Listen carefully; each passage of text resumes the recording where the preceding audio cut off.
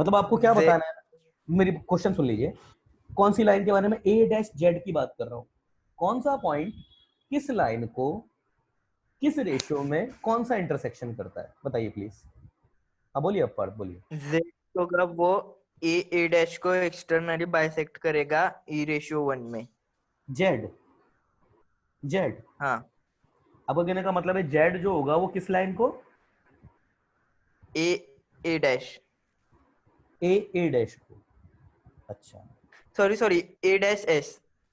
मैं तुम्हारे लिए बना देता हूँ यहाँ पे, देखो ये यहाँ से लेकर के ये यहाँ तक, वही तो दिक्कत है।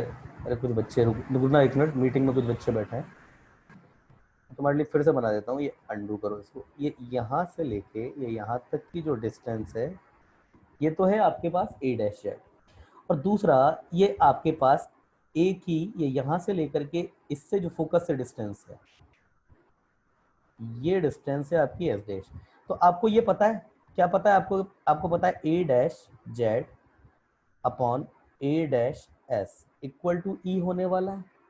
मतलब अगर ये आपके पास मतलब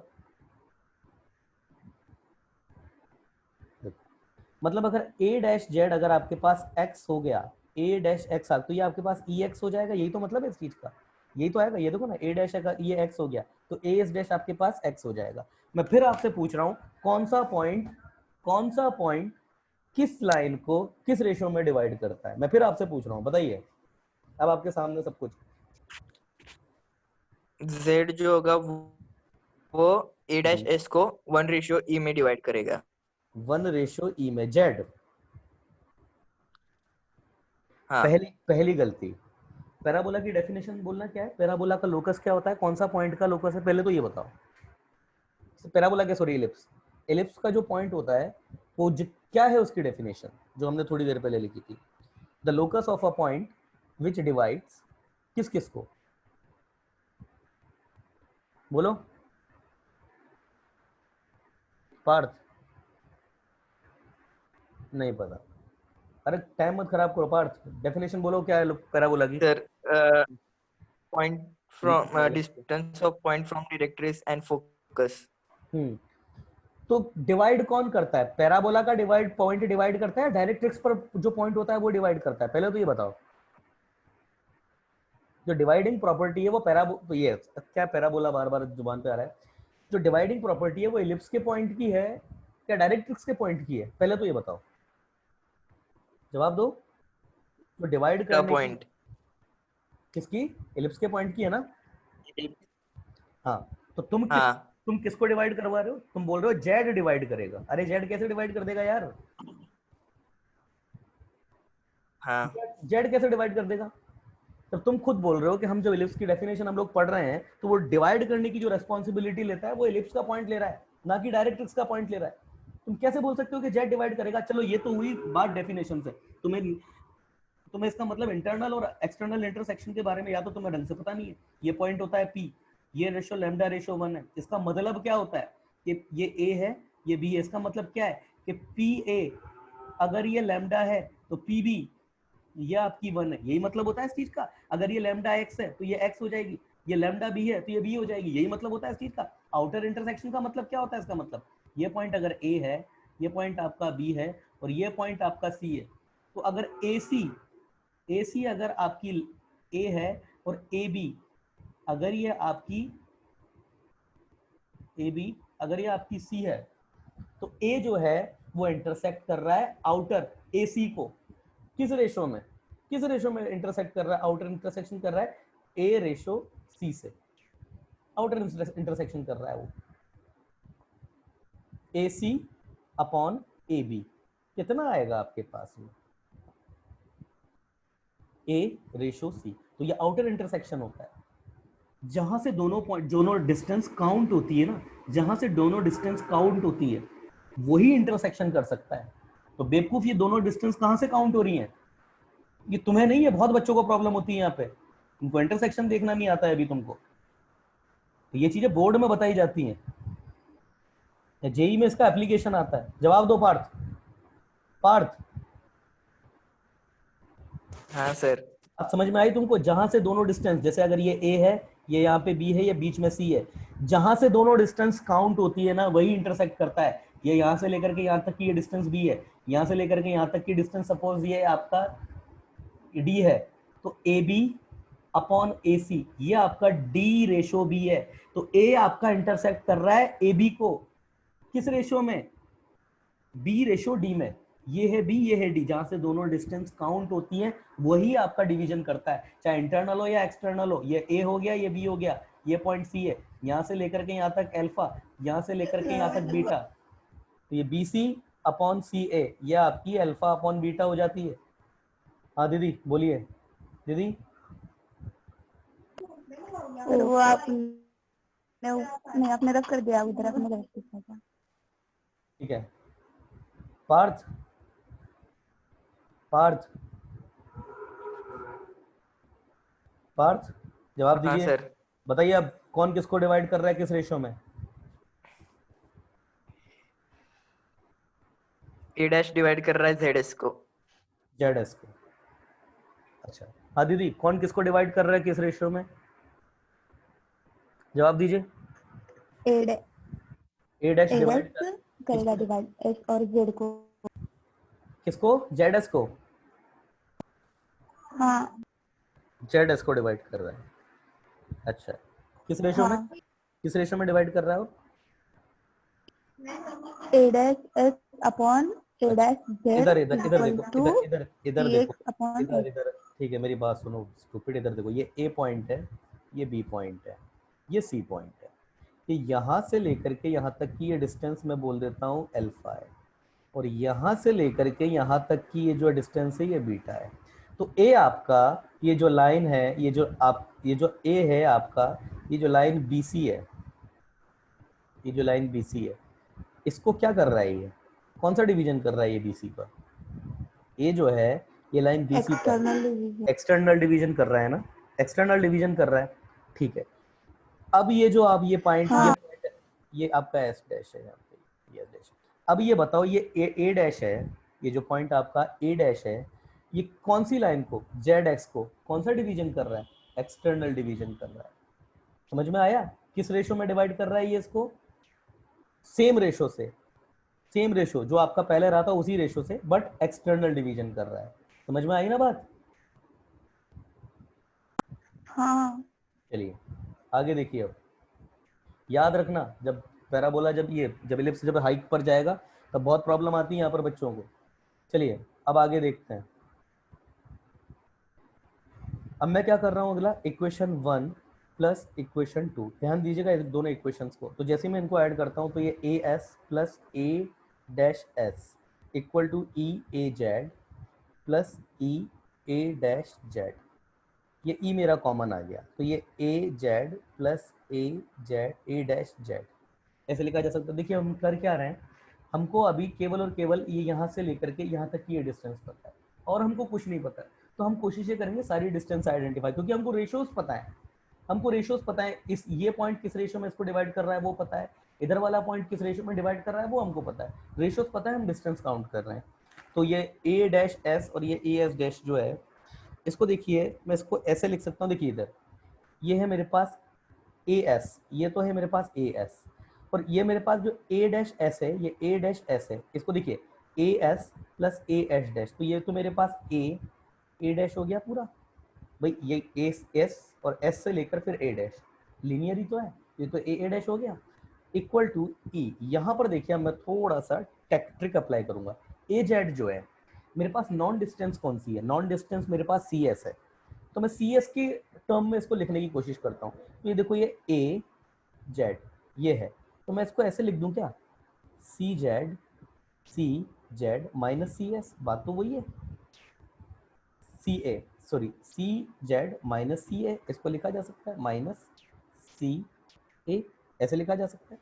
सिमिलरली जो मेरे पास ए डैश जेड है इसको मैं कैसे लिख सकता हूँ, देखिए ए डैश जेड, ये ए डैश और ये जेड यहाँ तक, इसको मैं क्या लिख सकता हूँ, इसको मैं लिख सकता हूँ आपका सी A dash plus C Z, C A dash plus C Z, ऐसे लिख सकता हूँ। थोड़ा और यहाँ अच्छे से लिख देता हूँ, 2a, ये जो मेरे पास a डैश था इसको मैंने 2a लिख दिया, e, अब ये जो मेरे पास बचा है इसको as it is C Z minus C A plus C A dash plus C Z, ऐसे लिख सकता हूँ। अब आप देख सकते हैं ये सी ए और ये मैंने थोड़ा सा बेटा गलती कर दिया यहाँ पे, ये जो डिस्टेंस है ना, ये आपकी जो ए डिस्टेंस है, आई एम सॉरी, ये आपका ये यहाँ से लेकर के यहाँ तक की डिस्टेंस है। यहाँ तक तो मैंने इधर साइड में लिया हुआ था ये पूरा, तो ये यहाँ से लेकर के यहाँ तक की ये डिस्टेंस ए है, और ये यहाँ से लेकर के यहाँ तक की ये भी डिस्टेंस आपकी ए है। ये जो डिस्टेंस है ये भी आपकी ए है, आई एम सॉरी, ये भी डिस्टेंस ए है, ये पूरी डिस्टेंस ए है। तो कुल मिला के आप जानते हैं कि सी ए, ये मैंने पहले भी लिखवा दिया, equal to C A dash होने वाला है। और अगर ये दोनों बराबर है तो देखिए नेगेटिव है ये पॉजिटिव है, ये कैंसिल हो गया। मेरे पास कितना आ गया 2a इक्वल टू ई, ये कितना हो गया सी जेड और सी जेड 2cz, तो ये 2 से 2 कैंसिल हो गया, सी जेड ये मेरे पास कितना आ गया a अपॉन ई। तो देखिए मेरे पास ये जो डिस्टेंस थी ना सी जेड की, सी से लेकर के जेड, ये पूरी डिस्टेंस मेरे पास निकल के आ चुकी है, सी से लेकर के जेड तक। सी से लेकर के ए तो ऑलरेडी थी मेरे पास, अब सी से लेकर के जेड तक भी मेरे पास डिस्टेंस आ चुकी है। ठीक है, चलिए ये तो हुआ जब ऐड किया तब। अगला देखते हैं, अगला देखते हैं, मैं थोड़ा सा रफ करूंगा इसको, क्यों ये देख लीजिए, अभी तो ऐड किया था सिर्फ, अब मैं सब्ट्रैक्ट भी करके देखता हूँ, सब्ट्रैक्ट करने से क्या रिजल्ट आता है।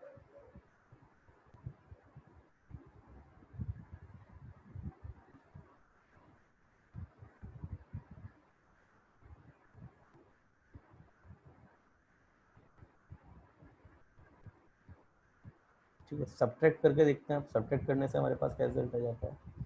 इक्वेशन 1 माइनस इक्वेशन, और जैसे ही मैं इक्वेशन 1 माइनस इक्वेशन 2 करता हूँ तो देखिए आपके पास जो रिजल्ट है वो किस फॉर्म में जाएगा। ये हो जाएगा मेरे पास S A dash minus S A, equation 2 minus equation 2 minus 1। क्यों 2 माइनस 1 कर रहा हूँ, ताकि पॉजिटिव हो जाए। ये जो एस डैश ए है ये बड़ा है ना आपका एस ए से, तो ग्रेटर देन लेसर करेंगे, S A dash minus S ए, और ये मेरे पास कितना हो जाएगा ई डैश जेड माइनस ए जेड, ऐसे लिखा जा सकता है इसको। तो ये मेरे पास देखिए कितना हो जाएगा, अच्छा S A dash minus A dash, देखिए ये जो एस ए डैश है दोबारा इसको वैसे ही लिख देते हैं, ये C A dash plus C S A dash C S plus C A dash लिखा जा सकता है, माइनस ये एस ए को क्या लिख सकते हैं, एस ए को लिख सकता हूं मैं I think C A minus सी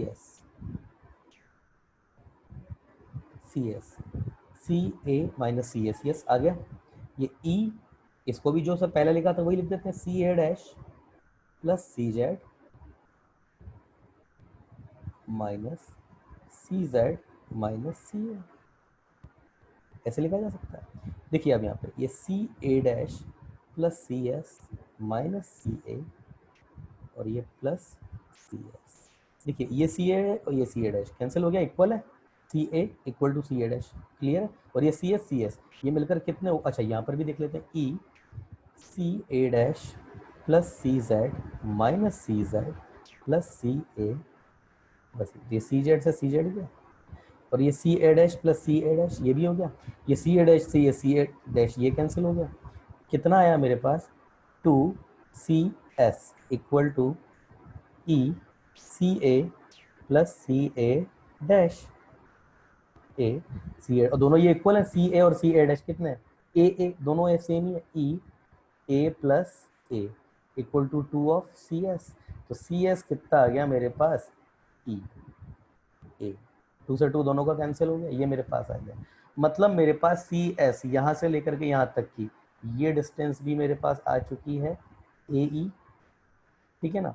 और मेरे पास दूसरी अभी जो मेरे पास CZ, C से लेकर के Z तक की, मतलब मेरे पास ये यहाँ तक की डायग्राम बहुत हौच पौच हो गया, इन दोनों को हटा देता है, इनका काम था भी नहीं तो हमने लिख दी थी वैसे ही, ठीक है ना। ये डिस्टेंस मेरे पास आ चुकी है AE, और ये मेरे पास C से लेकर के यहाँ से लेकर यहाँ तक ये डिस्टेंस भी आ चुकी है A/, ये है वही कुल मिलाकर के।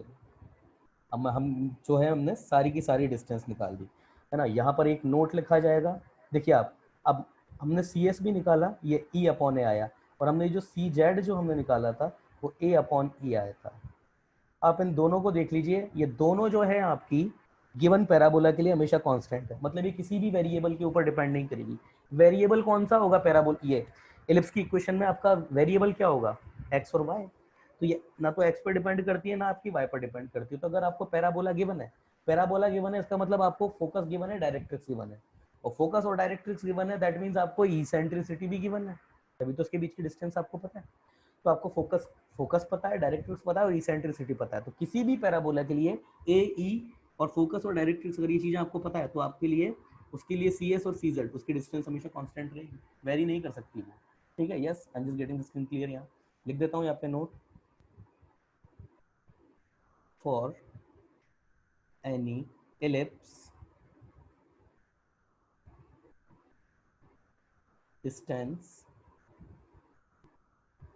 CA and CZ are independent from any variable, किसी भी वेरिएबल से इंडिपेंडेंट रहेंगी भैया, ठीक है। अब देख लीजिए, लेट CZ लाइन, अब हम एलिप्स बनाएंगे जिसकी जो एक्सिस होंगी वो प्रिंसिपल एक्सिस होंगी। Let CZ line as x axis, C as origin and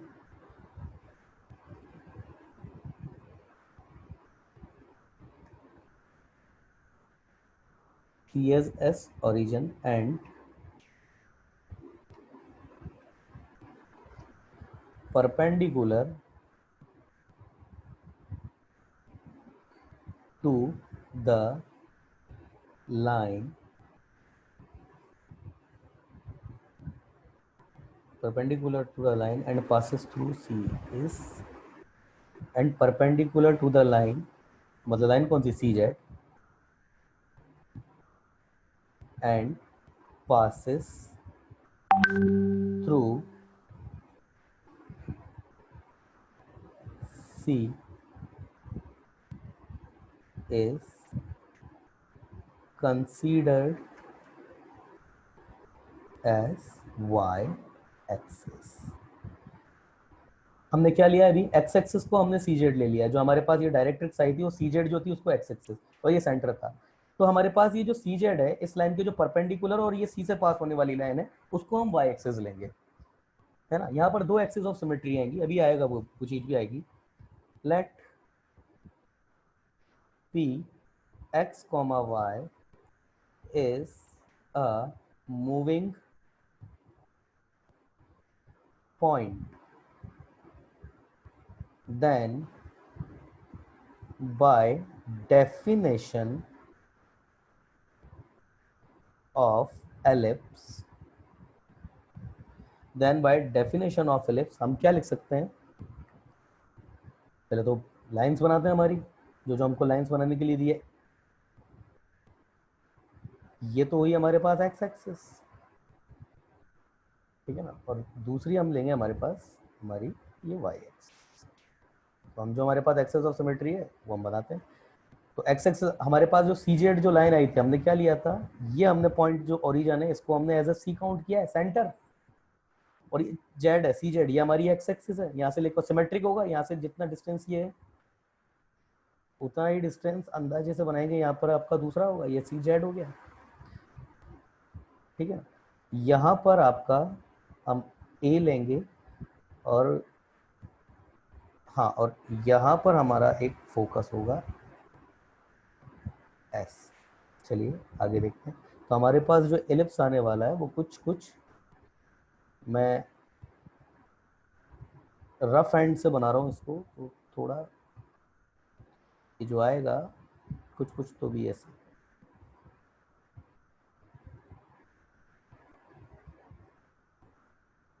ऐसा।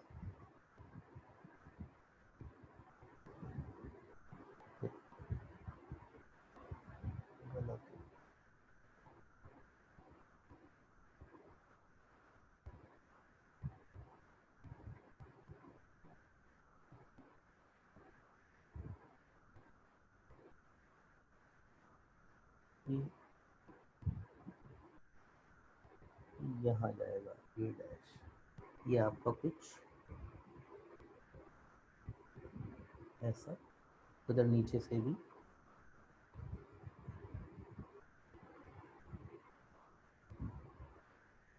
ये कुछ ऐसा, ये आपका कुछ एलिप्स आएगा, ये ए डैश हो गया। और ये अंदर इसके आपका जो दूसरा फोकस होगा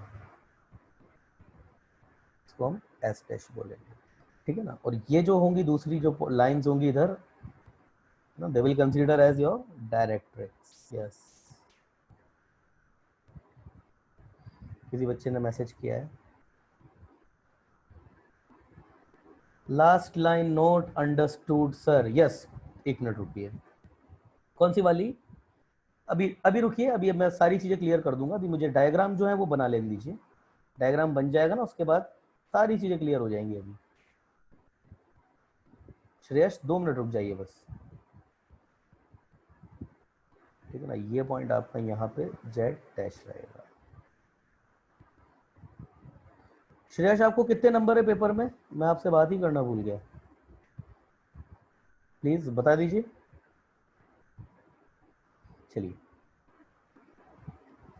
चलिए मैसेज कर दीजिएगा। देखिए श्रेयस, ये क्या है, लेट सी जेड जो है ये था सी जेड, इसको हमने बोल दिया एक्स एक्सिस है, सी एज ओरिजिन, ये हमारा सी जो है वो ओरिजिन हो गया।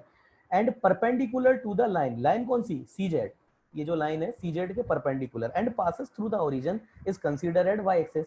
तो देखो यस ठीक है, सी जेड इसके तो परपेंडिकुलर, इसके परपेंडिकुलर ये एक्स एक्सिस है तो उसके परपेंडिकुलर इनफाइनाइट लाइंस है, और ओरिजिन से पास होने वाली लाइन इसको हमने वाई एक्सिस ले लिया, तो ये हमारी वाई एक्सिस हो जाएगी। लिख देता हूं मैं आपके लिए, ये हमारे पास एक्स एक्सिस है और ये हमारे पास वाई एक्सिस है ना। इतनी तो बात होगी। अब let P is a moving point on, moving point, मैंने moving point, moving point on ellipse, then हम P जो है, कोई भी हमारा पास पॉइंट P है, हमने x, y, ये हमने एलिप्स पर कोई जनरल मूविंग पॉइंट लिया है, तो मूविंग पॉइंट लेंगे तो बेटा वो उसकी यही तो उसकी शेप बनेगी ना। तो बस वही बताया कि let P x comma y is a moving point on ellipse P x comma y, then by the definition, by the definition, अगर डेफिनेशन के हिसाब से चलेंगे तो ये उसका शेप बनेगा। मतलब पी आपका क्या होगा, यहाँ पर पी है तो इससे डिस्टेंस और इससे डिस्टेंस उसका रेशियो ई है, इससे डिस्टेंस उसका रेशियो ई है। ये जितने भी हैं, ये अगर हम इस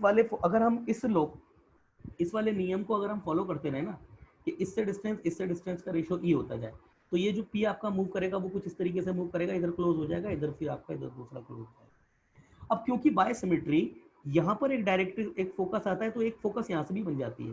तो ये जो पी पॉइंट होगा ना, ये पी पॉइंट अगर यहाँ लूँ, तो अगर मैं इससे और इससे उसकी डिस्टेंस निकाल रहा हूँ तो उसका रेशियो भी ई है, या फिर इससे और इससे निकाल रहा हूँ तो उससे भी उसका रेशियो ई है। यहाँ ध्यान देने वाली बात देखो क्या है, ये पॉइंट अगर मैं पी ले रहा हूँ तो इससे और इससे डिस्टेंस का रेशियो ई होगा, और इससे डिस्टेंस का रेशियो भी ई होगा।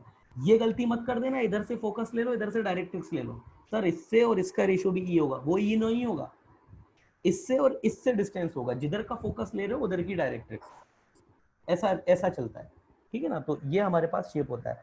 यस क्लियर है आपको श्रेयस? प्लीज रिप्लाई कीजिए। Last line not under maths not calculated, आपने मैथ्स में कैलकुलेट नहीं किया। चलिए शाम को बात कीजिएगा। क्लियर है भाई? श्रेयस अब तो क्लियर होगा, रिप्लाई कीजिए श्रेयस। यस सर, चलिए। तो ये हमारे पास पैराबोला की जो है, पैराबोला बार बार मुंह से पैराबोला निकल रहा है, मैं जब पैराबोला बोलता हूँ तो बाय डिफॉल्ट उसको एलिप्स मानना भाई। तो ये जो हमारे पास एलिप्स की बाय डिफॉल्ट जो है वो शेप जनरेट होती है इस तरीके से, ठीक है। चलिए आगे देखते हैं, मैं इसको क्लियर कर देता हूँ स्क्रीन को, स्क्रीन को थोड़ा मैं क्लियर कर देता हूँ। चलिए आगे देखते हैं। Now by definition of ellipse,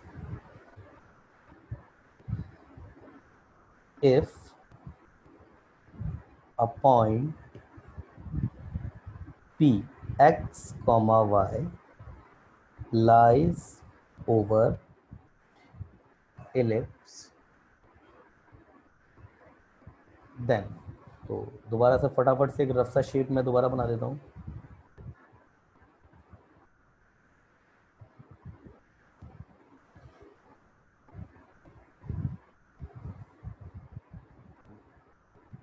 yes,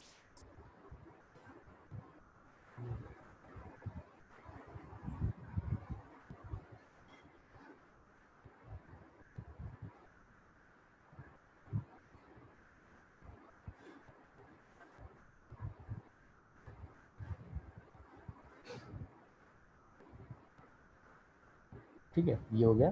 तो फटाफट से इसकी मार्किंग कर देता हूँ, ठीक है ना। ये हमारे पास ओरिजिन जो कि खुद सेंटर है, यहाँ पर मेरे पास एस डैश एस रहेगा, सॉरी एस रहेगा, और ये मेरे पास पॉइंट ए है, ठीक है ना। और सारी सब डिस्टेंसेस तो सभी पता ही है मुझे अभी तकरीबन, ठीक है ना। ये मेरे पास यहाँ मेरी डायरेक्ट्रिक्स होगी,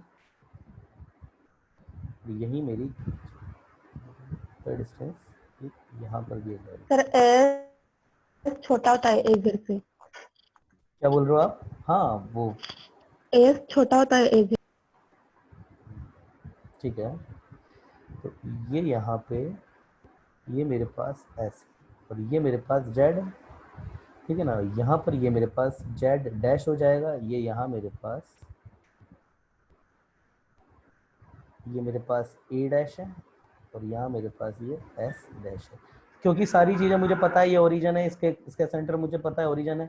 ये मेरे पास कितना आया था? ये आया था मेरे पास a comma zero. By symmetry ये कितना हो जाएगा? Minus a comma zero. यहाँ से लेकर के सेंटर से लेकर के सी एस मेरे पास कितना आई थी? ए ई। तो ये इसके कोऑर्डिनेट मेरे पास कितने हो जाएंगे? ए ई कॉमा जीरो। बाय सिमेट्री मेरे पास ये कितना हो जाएगा? माइनस ए ई कॉमा जीरो। अभी अभी सब प्रूफ किया है मैंने, ये सी एस निकाला था, ओ नाम दिया है इसको, सी एस ए सी ए, ये भी सी है सेंटर। और ये मेरे पास सी जेड, ये मेरे पास कितना आया था? ए अपॉन ई। तो ये मेरे पास कितना है? ए अपॉन ई कॉमा जीरो। और यहाँ पर ये मेरे पास कितना हो जाएगा? ये हो जाएगा मेरे पास माइनस ए अपॉन ई कॉमा जीरो। अब bye the definition of ellipse मैं क्या जानता हूँ? ये मेरे पास कोई, मैंने यहाँ पॉइंट पी लिया, पी एक्स कॉमा वाई। तो bye the definition of ellipse मैं क्या जानता हूँ कि मेरे पास ये जो डिस्टेंस है और मेरे पास ये जो डिस्टेंस है, ये मेरे पास, अगर बेटा मैं इसको m नाम दे देता हूँ, ये तो ऐसे ही सही, तो मेरे पास P S upon P M, ये कितना हो जाएगा? E E that is eccentricity. तो पी एस मेरे पास कितना हो जाएगा? पी एस एक्स माइनस ए ई का whole square plus Y minus zero का होल स्क्वायर, और उसका रूट आ जाएगा।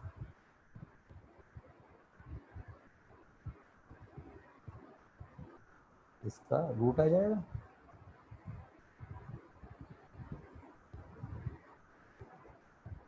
Equal to E P M जो है इसको इधर मल्टीप्लाइड करके, पी एम क्या होगा मेरे पास? Perpendicular distance. इस लाइन की इक्वेशन क्या हो जाएगी?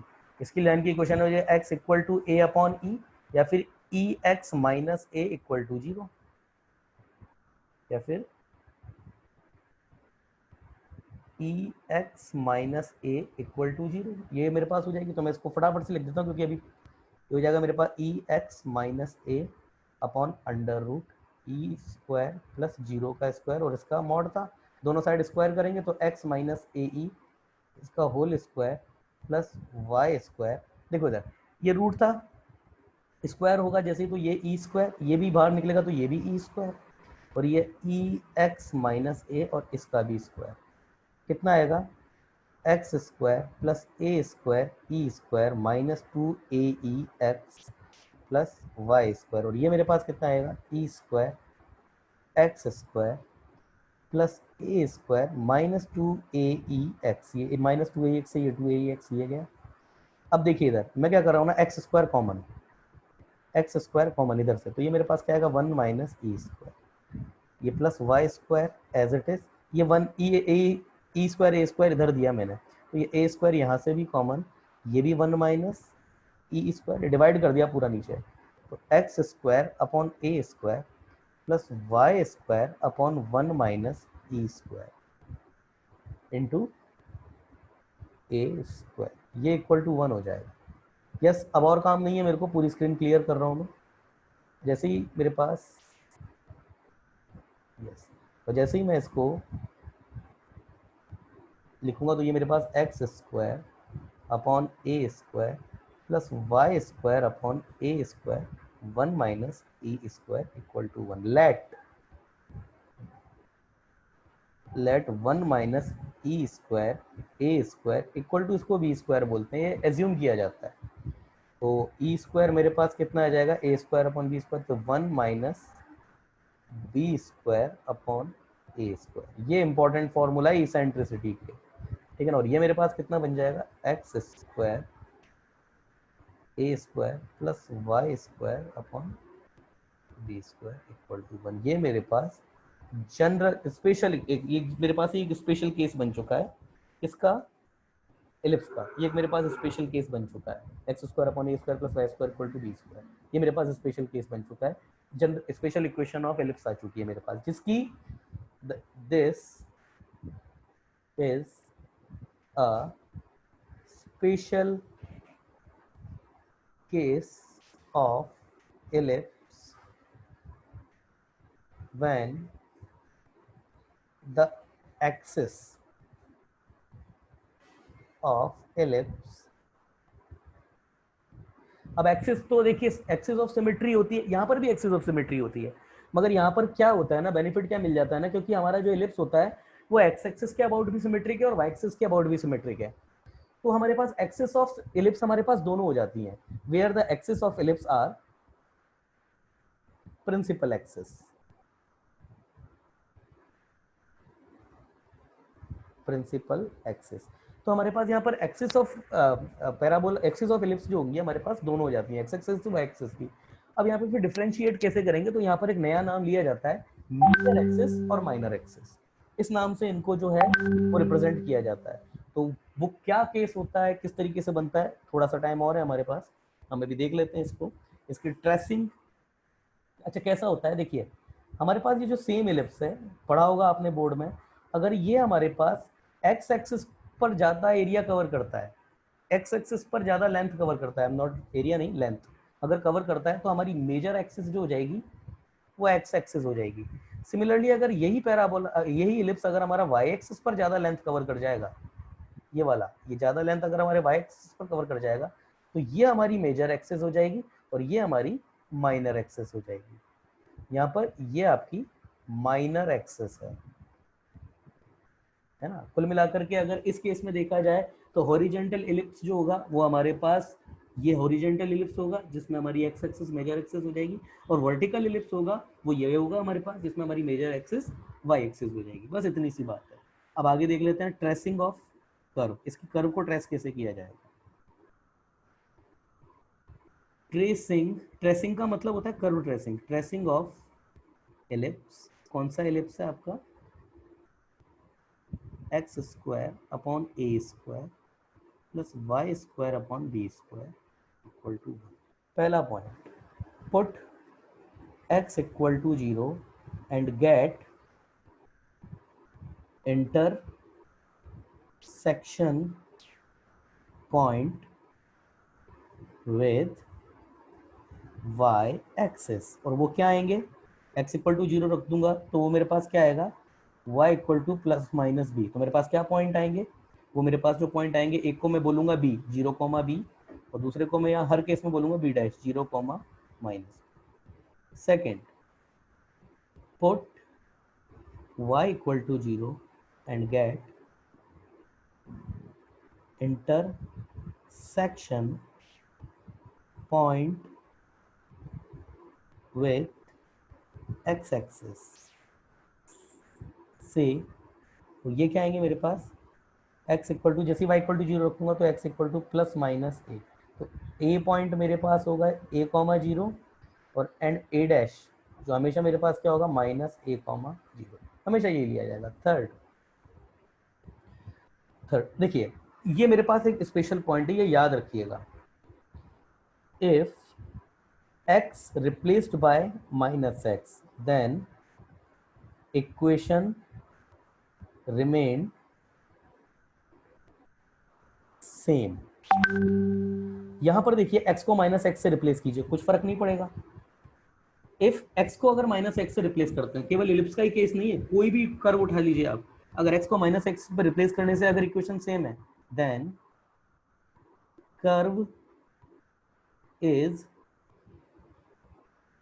सिमेट्रिक अबाउट y एक्सिस, तो ये आपका y एक्सिस के अबाउट सिमेट्रिक होगा। y एक्सिस एग्जाम्पल अगर आप देखें इसका, y इज इक्वल टू